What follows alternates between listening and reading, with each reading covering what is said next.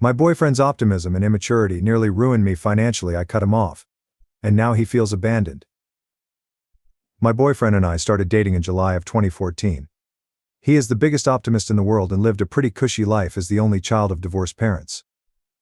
We both lived separately and had jobs that covered all our bills, and then some. He bought an expensive sports car, gaming computer, and purebred dog, important later. He was in school, while I had graduated a year before and started work at my first big kid job. Life was great, and the first 6 months were some of the happiest times of my life. The first week of January 2015, he was wrongfully terminated from his job. A new supervisor was on the warpath to replace everyone on BF's shift with his friends and waited until the new year, after the holiday rush was over, to start cleaning house. Government sided with BF during the unemployment claim, and BF started receiving benefits. He decided to focus on finishing school instead of looking for more work. This where the cracks started. He was supposed to graduate that May, but he failed a class and couldn't, so he had to go to school in the summer. In June, his savings ran out and he could either afford his car payment and insurance or rent. His lease was up at the end of July, so I agreed to pay his rent and he could move in with me in July and finish school. He found out weeks before he was supposed to graduate that he needed one particular elective to get out. He had to go to school that fall too. I demanded he get a job to help with expenses, as I wasn't planning on having to support him for so long. A month or two, fine. 6 months? No. He got a job as an insurance agent for an extremely reputable company at the end of July. Turns out this job is commission-based. Being the optimist he is, the manager's talk of being able to make unlimited amounts of money drew him in. I paid for him to take the certification tests he needed to work, and he started trying to build a client base selling structured financial products. He made and makes nothing. He'll have a $700 payday for a small close, then nothing for months. He's out there busting his ass every day, but building a financial client base from scratch without any family privilege or existing networks is ridiculously hard. In Sept 2015, we downsized from my fancy downtown apartment to a PO's house on the edge of the ghetto. I paid the security deposit and double rent at both places for a month, as that's how the lease overlaps worked out, totaling about $3,500. By November, my savings was almost gone and I had to liquidate shares of my family trust on which I took a penalty, as my grandfather did not want us to access it before age 25 to get us by. By DC, I had $300 in savings and nothing left in my family trust. I had spent about $17,000 since July supporting us, his job. He needed money to take clients out for lunch and coffee, his dog and my dog. Since September, we had been having recurring fights about money and chores. I expected him to pick up 90% of the housework as his way of paying me back. He never shaped up on either front. He just kept repeating to me the same things that his manager said to him to draw him in. It'll get better. Everyone struggles at first. If you hang on, you'll make it. Once I make it, we'll be rolling in it. Every time we had a fight. Every time. 2 weeks before Christmas, we had this fight again and I demanded he do something other than feed me bullshit inspirational quotes. I left the house in a rage and drove to buy cigarettes. I was thinking of who I should text and ask to crash for the night when I got angry. Fuck no. I'm not crashing on someone's couch while he lives on the house I pay for, sleeps in the bed I pay for, and eats the food I pay for. I returned home and gave him 10 days to pack his shit and get out. He moved into his dad's house, and I spent Christmas morning chilling with my dog and returning his presents online. We started hanging out again in January of this year, and things seemed to be going well for his business, enough for him to consider getting an apartment. I told him he could move back in, and if we couldn't split expenses evenly at first, he had to get serious about doing chores and sticking to my budget. It was fine at first, but by April he wasn't doing any chores and I was back to paying 100% of his and his dog's living expenses. He also was about to not meet quota for that quarter and asked me to sign up for a policy and then reverse it after quarter end, so I'd be reimbursed. I lost my shit on him. I work in capital markets. I can't afford to commit financial fraud for him. I told him I've sacrificed enough for him. He can't come for my integrity too. Bonus, the friend who he did rope into doing the reverse policy still hasn't been reimbursed, 5 months later. We had another blowout fight, and he majorly stepped up on the chores front, which has sustained to this day. Money was still touch and go when he didn't get paid. His fancy car ate it up every month.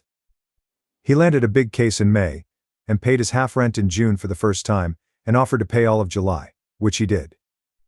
By the second week of July he was completely broke again, and told me last minute he couldn't pay August rent. I had to scramble to get the cash needed in one account to send the check. He couldn't afford to pay for his half of groceries like he promised either, so that was a scramble too. I'm so sick of this.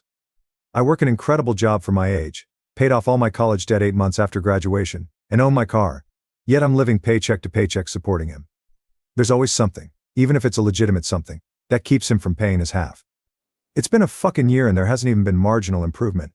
His job is meant for filthy rich trust fund kids who can afford to be this broke while they build their client base. I admire his optimism, but he's not suffering for listening to it. I am. I have enabled him far too long, and after the most recent fight about money, I realized he is too immature to be trying his hand at this job.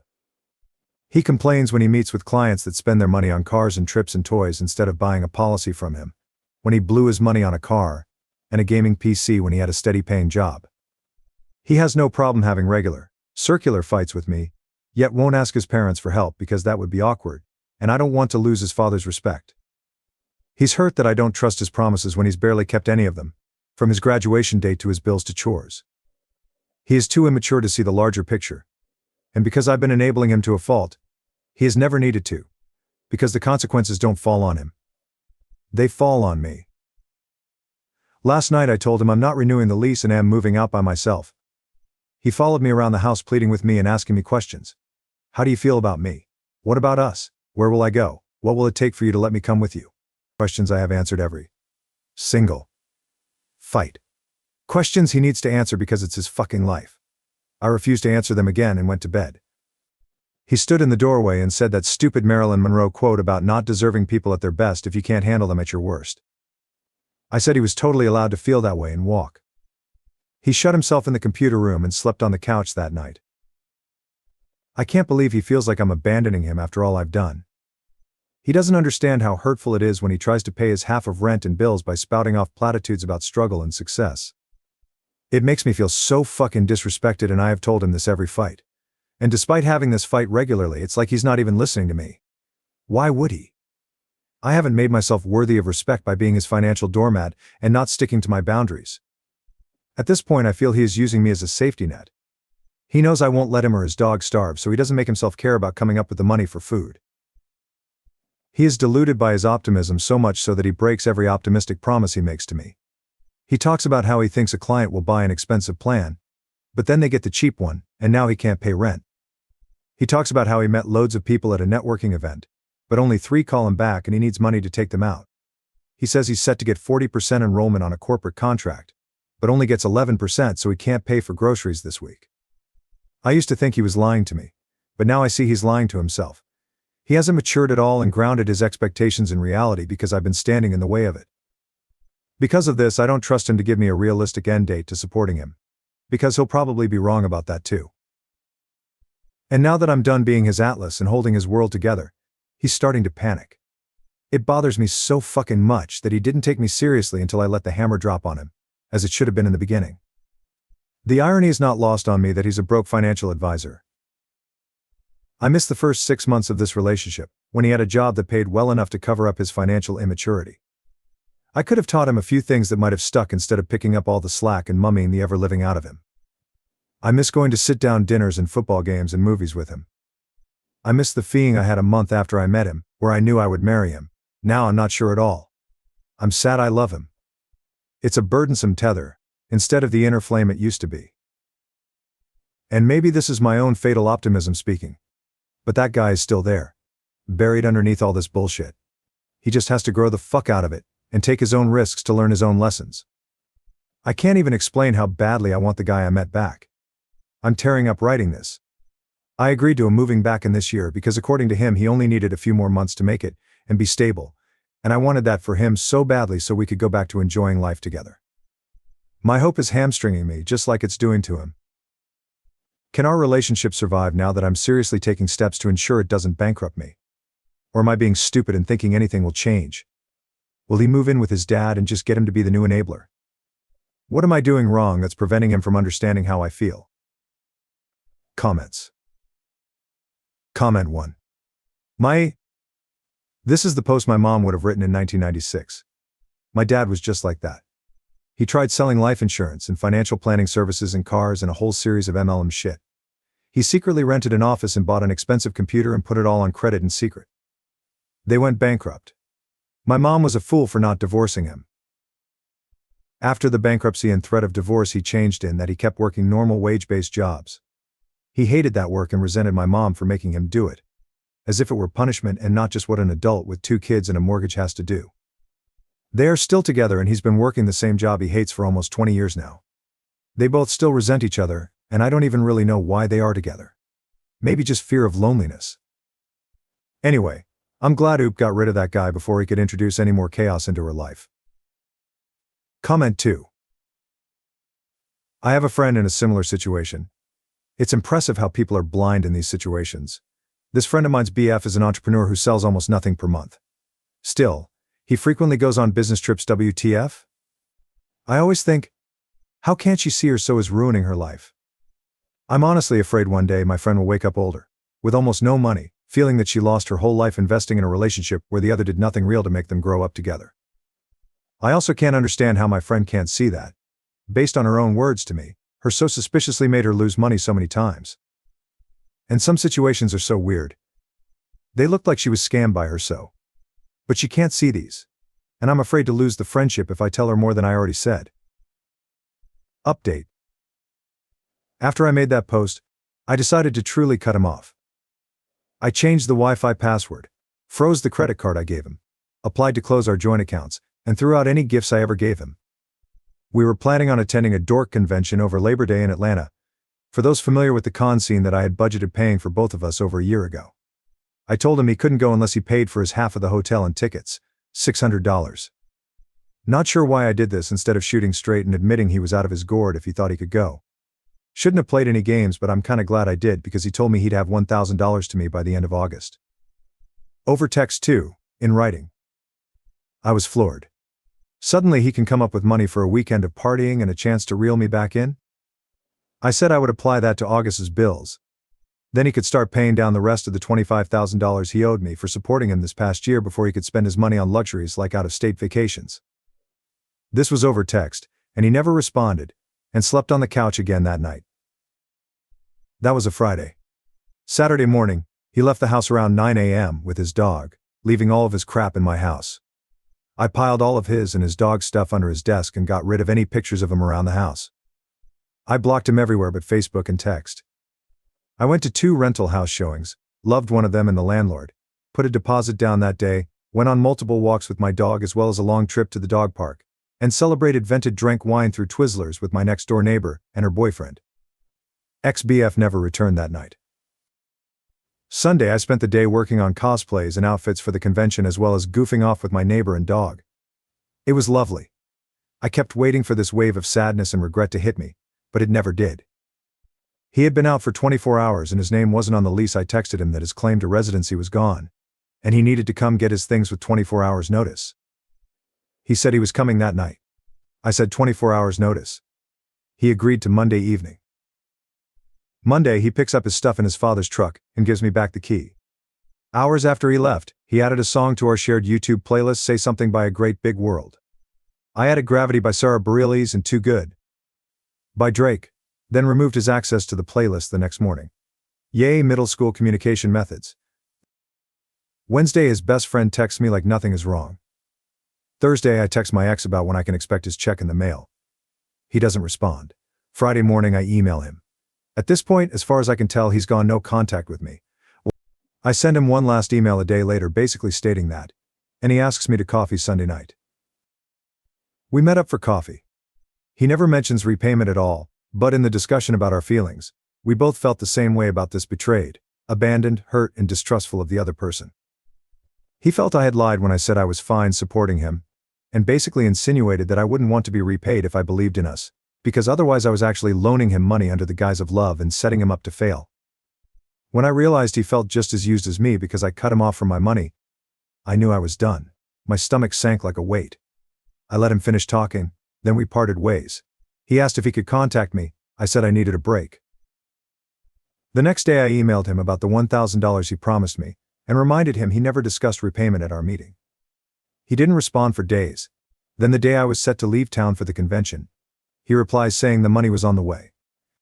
Cool, it can sit in my mailbox for 5 days while I'm out of state. Also, during this time he was telling mutual friends we were going through a rough patch, yet my friends were finding him on Tinder and OKC. I partied my tail off for the entire convention, and when I came back, the check was in an UN postmarked envelope in my mailbox. I cashed it, and sent him an email telling him such an ass that he used snail mail for future repayments, instead of trespassing on my property when he knows I won't be home. I seriously wonder if he was looking for the spare key I left with the dog sitter. So creepy.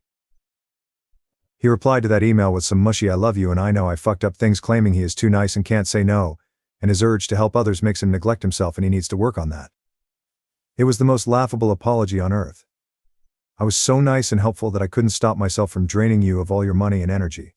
My bad. I replied, "You broke my heart and my bank account.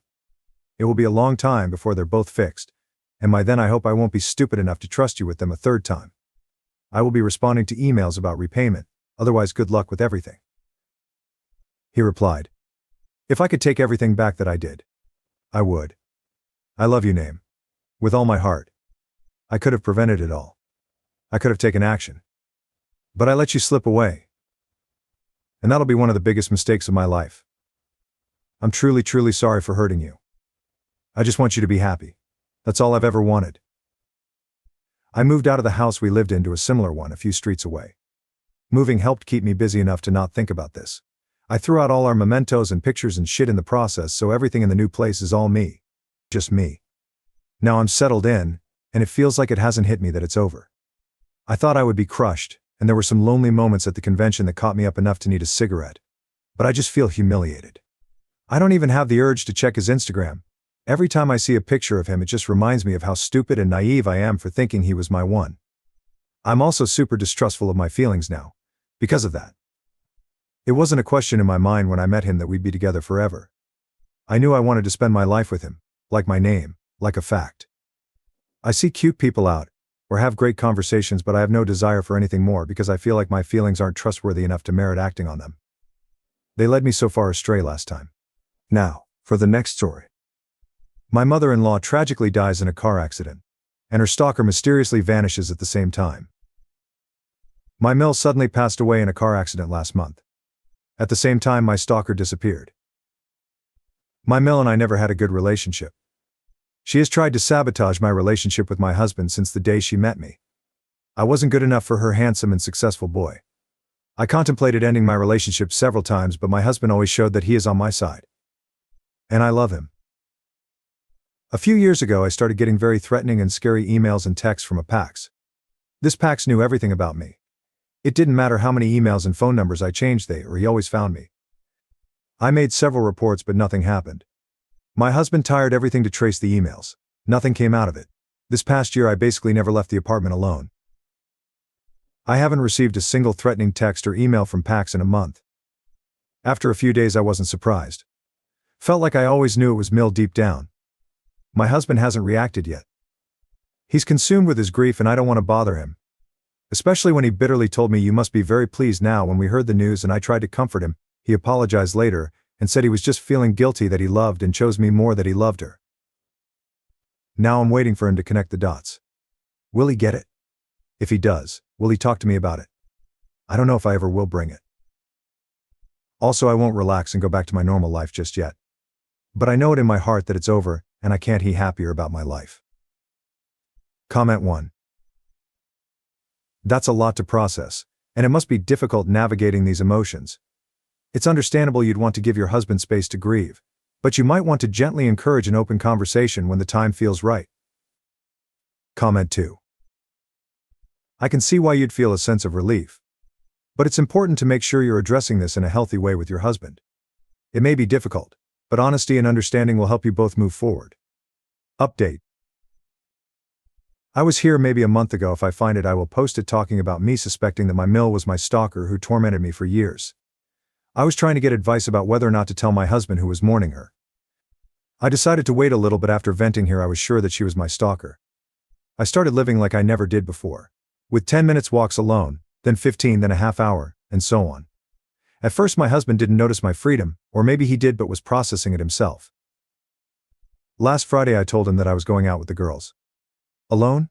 Yes. Want me to drive you there? No need. Are you not afraid anymore? No, my stalker won't bother me again. He kissed me and wished me a nice evening. When I came home around midnight he was still up. He said that he wanted to talk to me. He asked me, was my mother your stalker? Yes, he broke down crying. He said he has always suspected her, and even talked to her a couple of times about it, and she made him so guilty, by accusing him of being my simp. Sorry, I don't know a better word for it. He said he noticed how I, after so many years of fear and anxiety, stopped eventually crying in my sleep, and he has noticed that I haven't woken him up for a month now. I actually don't remember half the time I woke him up in terror, but he always told me and my therapist about it whenever it happened. He apologized for never discussing it with me and never protected me from his family, even though he had suspicions. Honestly, I'm not even mad or disappointed. If the police couldn't help me, I don't know how much my husband could have done, and I just want to move on and leave this behind. We are going to start couples therapy, and my husband is planning to tell his family that Mill was my stalker. He is adamant about it, and honestly I think it's a good idea. My husband has also decided not to attend the headstone setting on Mill's grave,